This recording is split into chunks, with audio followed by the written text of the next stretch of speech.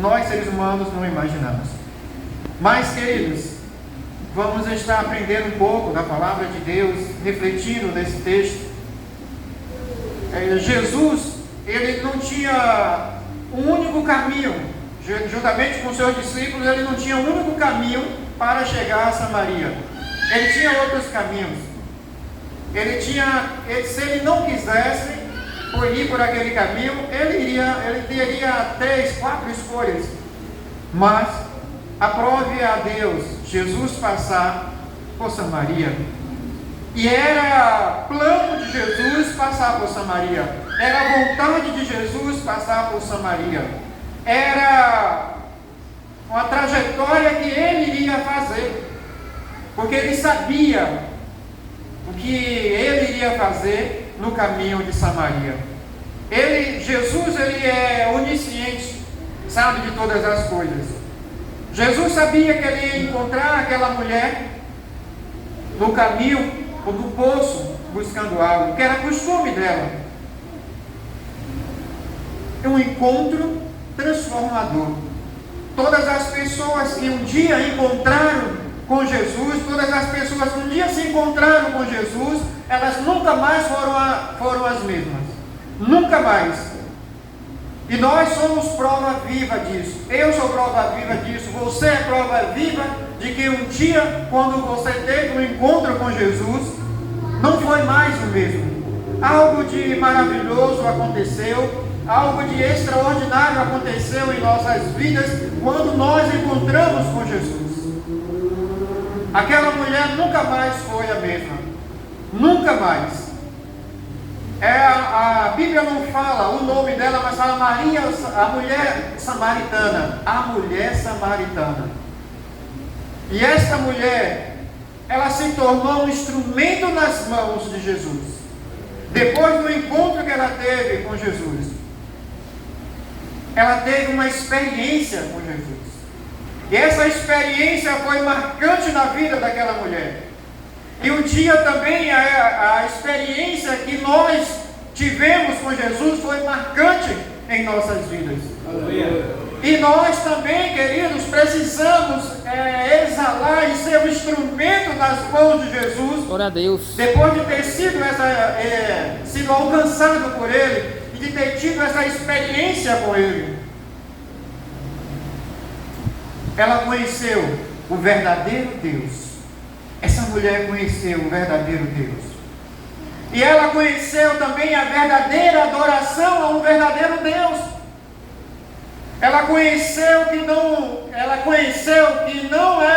apenas um lugar de adoração, que não mais era aquele lugar, somente naquele lugar, melhor dizendo, lugar de adoração, mas Jesus, Ele traçou para aquela mulher a forma de adoração, Ele expressou, ensinou para aquela mulher a forma de adoração, em espírito e em verdade.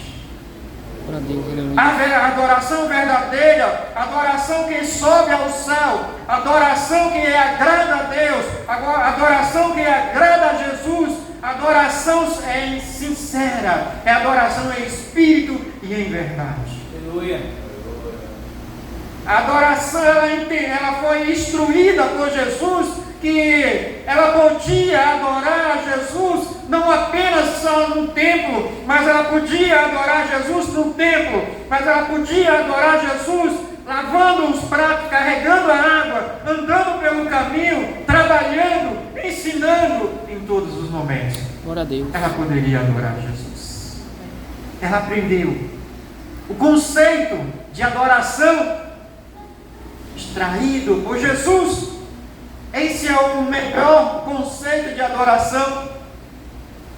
E esse conceito de adoração devemos carregar em nossos dias, enquanto vivermos.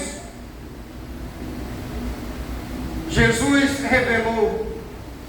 revelou àquela mulher.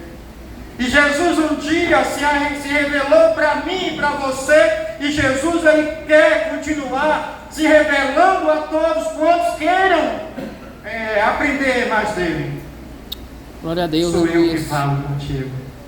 Ele disse àquela mulher: eu sou quem falo contigo. Jesus, Deus, lá no Antigo Testamento, quando ele chama Moisés para ir até Faraó, e Deus ia tirar o povo do Egito, aí Deus diz para Moisés: e como é que eu vou falar? Diga que eu sou, me enviou. Olha que situação. O eu sou me enviou.